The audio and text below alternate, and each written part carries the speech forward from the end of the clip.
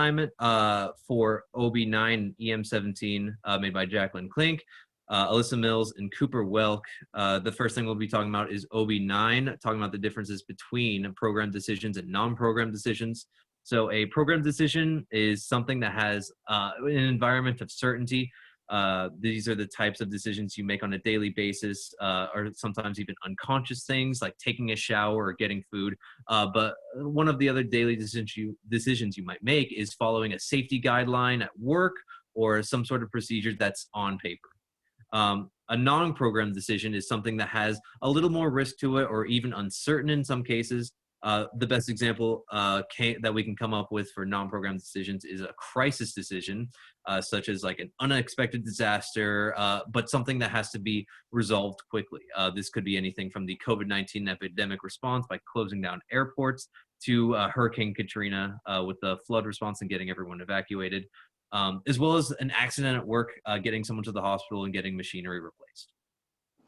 When it comes to decision making, we can deal with classical decision making and also behavioral decision making.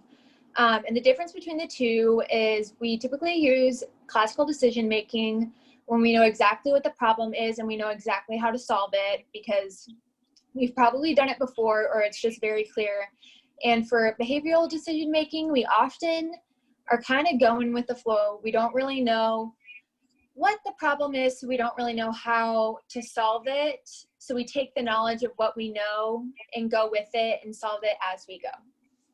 And another form of decision making would be availability heuristic.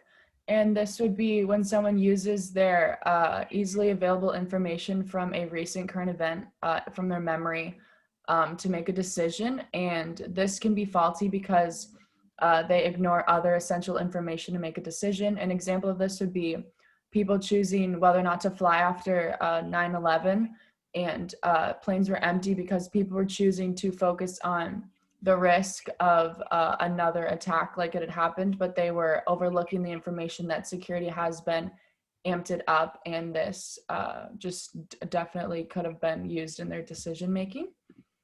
And next we'll be talking about globalization, which is the process of growing interdependence between global economies. And this impacts our everyday life because it has created jobs both domestically and foreign, with businesses going back and forth between countries. And it has helped to lower the cost for business production, whether this be labor or just resources. And it has also increased the access of resources among countries, whether this be like raw materials or resources and people in their education. And 5 reasons that businesses would want to incorporate international business would be the expansion of profits, customers, and suppliers. They get to reach more of these through other countries, and they can get lower labor costs, which will help improve their profit. And lastly, it'll help minimize risk because if their domestic business isn't going well, they can focus more on foreign business. One of the differences in businesses operating internationally that we discovered in EM17 is in both the legal and political environments. And the example we chose is OSHA and other safety regulations in other countries. So OSHA, the Occupational Safety and Health Administration, monitors the safety environments and work environments in the U.S. and makes sure that everything's up to code and everything's up to, ethical and stuff. However, when a company outsources outside of the U.S., they're not held to the OSHA standard anymore. So it is up to another safety regulating organization to keep those companies up to date in terms of its efficacy.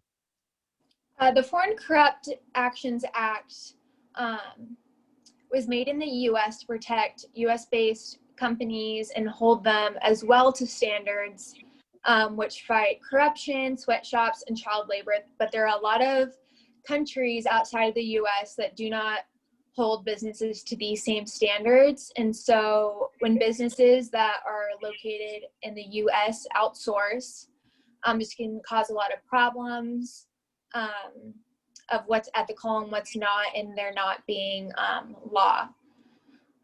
When it comes to global managers, what's really important is just that they have a high cultural intelligence so that they can connect well with whatever country that they're in and just be respectful.